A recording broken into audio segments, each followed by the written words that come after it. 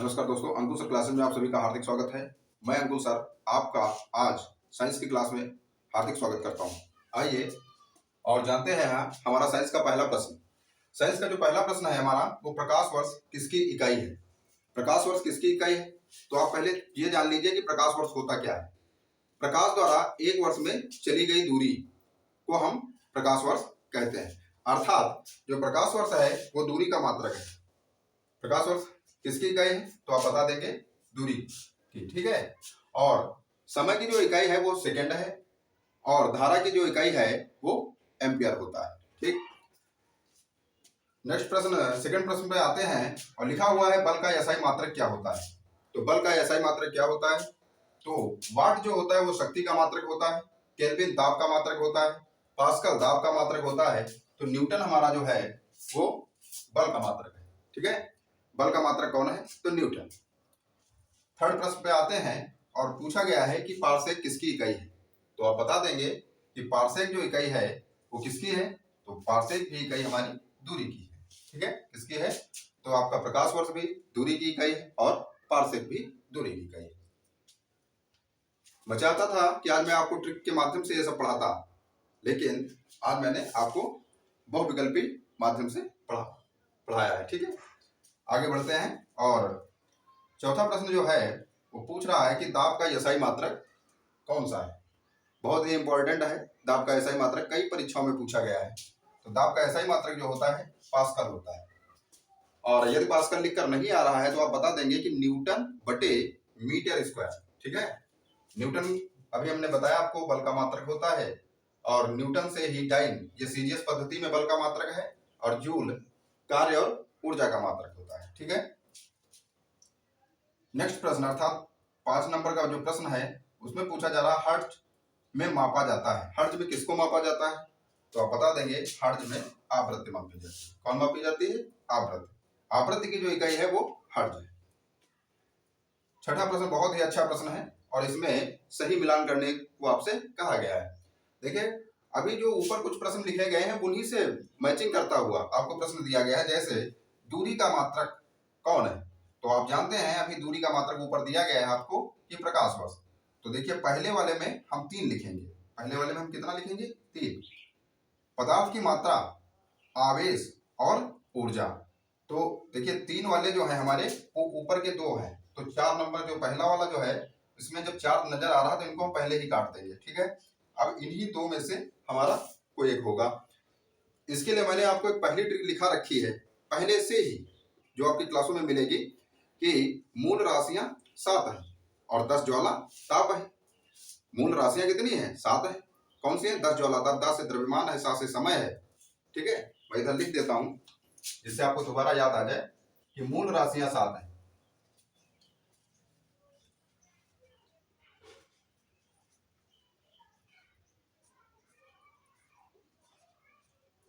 और 10 ज्वाला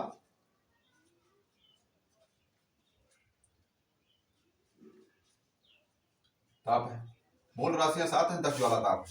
10 से द्रव्यमान है, 7 से समय है, ज्या से ज्योति तीव्रता है, व से विद्युत धारा है, ला से लंबाई है, ता से ताप, पा से परमाणु की मात्रा है। फिर साथ ही में आपको हमने लिखाया है, क्या लिखाया है कि किलो किलो सेकेंडो कैंडल एम, किलो सेकेंडो कैंडल एम, किलो सेकेंडो कैंडल एम, मीटर मीटर कैली मोल के मंथ। किलो सेकेंडो कैंडलम मीटर कैली मोल के मंथ, ठीक है। अब आप देख लीजिए, हम इधर लिख देते हैं 10 से द्रव्यमान, और यहां उठा लीजिए तो हम इसका मात्रक लिख देंगे किलोग्राम, ठीक है। क्या लिख देंगे, किलोग्राम। फिर सा से क्या होगा, समय, सा समय, और सेकेंडो से सेकेंड, इसका मात्रक क्या होगा, सेकंड मात्रक होगा। समझ रहे हैं, कौन सा मात्रक होगा, सेकंड होगा। आगे बढ़ते हैं भी। और ज्या से ज्योति तीव्रता, ज्योति तीव्रता, और इसका मात्रक क्या रहेगा, कैंडल से कैंडिला, क्या रहेगा, कैंडिला। और फिर आता है वाह से विद्युत धारा, वाह से क्या रहेगा आपका विद्युत धारा रहेगा। और विद्युत धारा के बाद जो कैंडल के आगे एम्प लिखा है तो इसका मात्रक हो जाएगा एम्पियर। क्या हो जाएगा? एम्पियर हो जाएगा। समझ में आ रहा होगा आपको। और फिर ला से लंबाई, ला से क्या होगा? लंबाई। और लंबाई का जो मात्रक होगा वो मीटर से मीटर हो जाएगा। और ताप, ता से ताप होगा। और ताप से क्या बनेगा? जो ताप का मात्रक होगा वो आपका कैली से केल्विन, केल्विन बन जाएगा। क्या बन जाएगा? केल्विन। और पा से परमाणु की मात्रा, परमाणु की मात्रा। और इसका बन जाएगा आपका क्या? मोल, मोल से मोल बन जाएगा। मन तो माने मात्रक है। ठीक है, तो आपके कितने हुए? 1 2 3 4 5 6 और 7। तो मूल राशियां कितनी है? 7 है। 10 जौला ताप है, किलो सेकेंडो कैंडल है, मीटर कैली मोल के मन। आप ध्यान रखिए इसको। तो हम यहाँ आ जाते हैं। और अब कहता है कि पदार्थ की मात्रा। तो पदार्थ की मात्रा को हम किससे मिला देंगे? तो यहाँ पर देखते हैं पदार्थ की मात्रा का है या परमाणु की मात्रा का है। तो आप किसको लिखेंगे? मोल को। तो यहाँ से हम मोल अर्थात किसको चुनेंगे? 1 नंबर को। तो 3 और 1, जहां पर 3 और 1 की स्टार्टिंग हो गई तो हमारा ये पहला ऑप्शन कौन सा? पहला वाला। पहला वाला हमारा सही है। तो हम इसको मिला लेंगे कि दूरी का प्रकाश वर्ष, पदार्थ की मात्रा का मोल, ठीक है, और आवेश, आवेश 2 नंबर पे है अर्थात सी को 2 से, और ऊर्जा को, वैसे तो ऊर्जा का क्या मात्रक होता है? जूल होता है। आप जानते हैं कि ऊर्जा का मात्रक जूल होता है। इसको भी थोड़ा सा समझ लेते हैं। देखिए P बराबर W/T होता है। जो हमारा कार्य का मात्रक होता है वही ऊर्जा का मात्रक होता है। तो जब P बराबर W/T हुआ, अगर हम कह दें कि W बराबर, तो आप कह देंगे PT। P का मतलब क्या है? P का मतलब है शक्ति, और हमारा शक्ति का मात्रक होता है वाट। और समय का मात्रक जो होता है वो क्या होता है? तो समय का मात्रक आप सेकंड लिख सकते हैं, मिनट लिख सकते हो, घंटा लिख सकते हो। तो यहाँ पर वाट और घंटा लिखा गया है। तो यहाँ पर वाट और घंटा माने समय का मात्रक लिखा गया है, क्योंकि W ही क्या है? वो E है, माने ऊर्जा है। ठीक, तो वाट और घंटा। क्लियर? नेक्स्ट प्रश्न पे बढ़ते हैं। और प्रश्न नंबर 7 आपके सामने है कि भार की इकाई क्या है? भार की इकाई क्या है? तो भार जो होता है उसे W से प्रदर्शित किया जाता है। ठीक है, अच्छी तरीके से समझते चलिए। अगर आपको समझ में नहीं आ रहा हो तो आप कमेंट बॉक्स में अवश्य कमेंट करें। ठीक है, तो भार की इकाई क्या है? तो भार जो होता है हम उसको W से डिनोट करते हैं। और W बराबर जो होता है उसका सूत्र होता है W बराबर mg। और आप सभी को पहले से पता है कि W बराबर mg और F बराबर mg। और F माने बल होता है। F मीन्स क्या होता है? बल। तो जब F मीन्स बल होता है तो बल का मात्रक भाई बल बराबर mg है, माने द्रव्यमान गुणे त्वरण है। तो उसका मात्रक जब न्यूटन हुआ तो भार का मात्रक क्या होगा? तो आप जाहिर सी बात है न्यूटन होगा। बहुत लोग इसमें किलोग्राम टिक कर सकते हैं। ठीक है, तो जल्दबाजी मत करिए और समझ कर पढ़िए। नेक्स्ट प्रश्न पर आते हैं, प्रश्न नंबर 8। ठीक है, और हमारा सेशन कैसा लग रहा है आप जरूर कमेंट बॉक्स में कमेंट करिए। और इस चैनल को ज्यादा से ज्यादा आप सभी का सहयोग चाहिए, लाइक और शेयर अवश्य करें। ठीक है, 8 नंबर प्रश्न पे आते हैं। किस ताप पर जल का घनत्व अधिकतम होता है? क्या 1 डिग्री सेंटीग्रेड पे होता है, 0 डिग्री सेंटीग्रेड पे होता है, 4 डिग्री सेंटीग्रेड पर होता है, या 2 डिग्री सेंटीग्रेड पर होता है? तो ये होता है आपका 4 डिग्री सेंटीग्रेड। जल का घनत्व सबसे अधिकतम होता है वो टेम्परेचर कौन सा है? तो आप बता देंगे 4 डिग्री सेंटीग्रेड। नेक्स्ट प्रश्न आता है, प्रश्न नंबर 9। ठीक है, बहुत ही अच्छा प्रश्न है। कई बार कंपटीशन की परीक्षाओं में पूछा गया प्रश्न कि वर्षा की बूंद का गोलाकार होना, जो वर्षा की बूंद होती है वो गोल हो जाती है, इसका कारण क्या है? तो आप बता देंगे इसका कारण होता है पृष्ठ तनाव। क्या कारण होता है? पृष्ठ तनाव कारण होता है। नेक्स्ट प्रश्न पे आते हैं, प्रश्न नंबर 10 है कि जब शुद्ध जल में डिटर्जेंट डाला जाता है तो पृष्ठ तनाव पर क्या प्रभाव पड़ता है? जब शुद्ध जल में डिटर्जेंट डाला जाता है तो इसका जो पृष्ठ तनाव होता है वो क्या हो जाता है? घट जाता है। क्या हो जाता है? घट जाता है। ठीक है, पृष्ठ तनाव घटता है। और 11 नंबर का प्रश्न बहुत ही लाजवाब प्रश्न है, जिसको आप कह सकते हैं लाजवाब प्रश्न। कई बार कंपटीशन की परीक्षाओं में, कई बार नहीं बहुत बार पूछा जाने वाला प्रश्न है कि दूध से क्रीम निकालने के लिए प्रयुक्त बल कौन सा है? तो दूध से क्रीम निकालने के लिए बल प्रयुक्त होता है कौन सा? अपकेंद्र बल।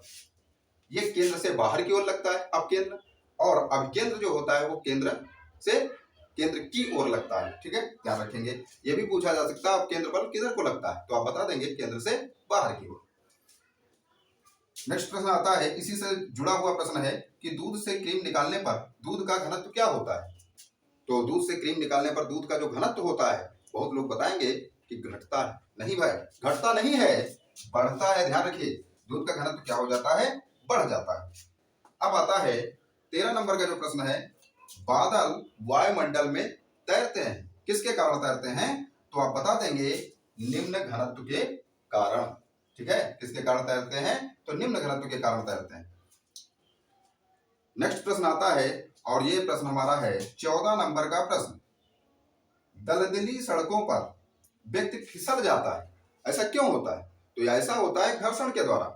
अब घर्षण में होता क्या है कि घर्षण बढ़ता है कि घटता है, तो आप जानिए कि घर्षण यहाँ पर कम हो जाता है। जब घर्षण कम हो जाता है तो व्यक्ति फिसल जाता है। नेक्स्ट प्रश्न आता है 15 नंबर का प्रश्न कि किसी पदार्थ की वास्तविक मात्रा क्या कहलाती है? किसी पदार्थ की वास्तविक मात्रा क्या कहलाती है? ठीक है, एनसीईआरटी से लिया गया है प्रश्न ये। और किसी पदार्थ की वास्तविक जो मात्रा होती है वो द्रव्यमान कहलाती है, ना कि वजन। ठीक है, द्रव्यमान कहलाती है। अगला प्रश्न आता है प्रश्न नंबर 16 कि लोहे की सुई पानी की सतह पर तैरती है, ऐसा क्यों होता है? तो पानी के उत्प्लावन के कारण होता है? जी नहीं। किसके कारण होता है? पृष्ठ तनाव के कारण। पृष्ठ तनाव के कारण होता है कि जो लोहे की सुई है वो पानी पर तैरने लगती है, पानी की सतह पर तैरने लगती है। आता है सदिश राशियां हैं, सदिश राशियां कौन सी हैं? तो सदिश राशियां कौन सी हैं? तो यहाँ पर दाब लिखा है, कार्य लिखा है, ऊर्जा लिखा और संवेग। इसके लिए मैंने आपको पहले एक ट्रिक पढ़ा रखी है, उस आर्द्रता को चाबी दो, उस आर्द्रता को चाबी दो। ऊ से ऊर्जा, सा से समय, ठीक है, आ से आयतन, आप सभी जानते हैं उसको, उस क्लास को आप पढ़ लेंगे। ठीक है, तो सदिश राशि कौन सी है? तो आप यहाँ बता देंगे संवेग सदिश राशि। और नेक्स्ट प्रश्न आता है प्रश्न नंबर 18। कौन सा प्रश्न आता है? प्रश्न नंबर 18 कि मनुष्य के शरीर का सामान्य तापक्रम क्या होता है?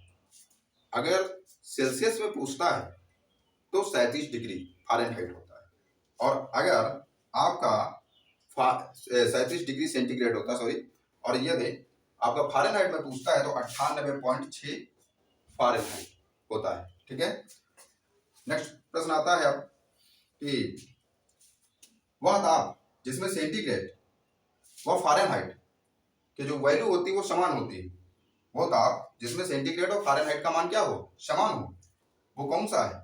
तो 40 डिग्री, -40 डिग्री, 38 डिग्री या 47 डिग्री।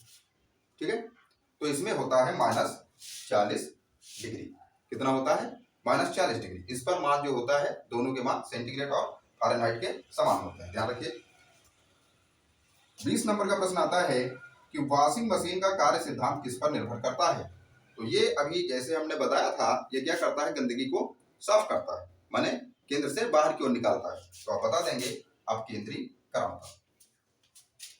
ध्वनि का तारत्व निर्भर करता है, ध्वनि का तारत्व जिसको हम पिच बोलते हैं, किस पर निर्भर करता है? तो आवृत्ति पर निर्भर करता है। किस पर निर्भर करता है? आवृत्ति पर। तारत्व के द्वारा क्या होता है? जो ध्वनि होती है वो मोटी और पतली होती है। जिनका तारत्व बहुत ज्यादा होता है उनकी ध्वनि पतली, और जिनका तारत्व कम होता है उनकी ध्वनि मोटी होती है। पुरुषों का तारत्व स्त्रियों की अपेक्षा क्या होता है? कम होगा या ज्यादा? आप कमेंट बॉक्स में कमेंट करिए। ठीक है, नेक्स्ट प्रश्न आता है 22 नंबर का प्रश्न, साधारण बातचीत की ध्वनि तीव्रता कितनी होगी? 20 से 30 होगी, 30 से 40 डेसिबल होगी, 40 से 80 डेसिबल होगी, या 90 से 100 डेसिबल होगी? अब देखिए यहाँ पर 40 से 80 लिखा है, यदि यही लिखा होता 30 से 60 तो हम इसको मान लेते हैं, लेकिन 30 से 60 ना आकर यहाँ पर 30 से 40 डेसिबल आया, तो इसके मध्य में है ये, तो हम इसी को मानेंगे, क्योंकि ऑप्शन के अनुसार हमें टिक करना है। तो 30 से 40 डेसिबल। ठीक है, नेक्स्ट प्रश्न है कि ध्वनि तरंग है। अब ध्वनि तरंग है, धाधा है, और एक बार मैंने आपको बताया है पापा है। धाधा का मतलब क्या है? जिसमें धार है तो वो ध्वनि, तो अनुदैर्ध्य, और जिसमें पा है वो प्रस्थ, माने प्रा से प्रकाश, ठीक है, तो धारा पापा, ठीक, याद रखिए। तो यहाँ पर ध्वनि तरंग जो है वो अनुदैर्ध्य तरंग है। 24 नंबर का प्रश्न आ रहा है कि ध्वनि सबसे तेज चलती है, ध्वनि का वेग किसमें सबसे तेज होता है। तो इसके लिए भी मैंने आपको एक ट्रिक लिखा रखी है कि ठदक ठोस में ज्यादा, द्रव में उससे कम और गैस में उससे कम। तो ध्वनि सबसे तेज चलती है, कहाँ पर चलती है तो आप बता देंगे, ठोसों में सबसे तेज चलती है। बहुत ही अच्छा प्रश्न। और लास्ट प्रश्न आपका कि वायु में ध्वनि की चाल कितनी होती है, तो आप बता देंगे 332 मीटर पर सेकेंड। कैसी लगी हमारी क्लास, आप कमेंट बॉक्स में अवश्य कमेंट करिए। इस चैनल को ज्यादा से ज्यादा शेयर अवश्य करें। धन्यवाद।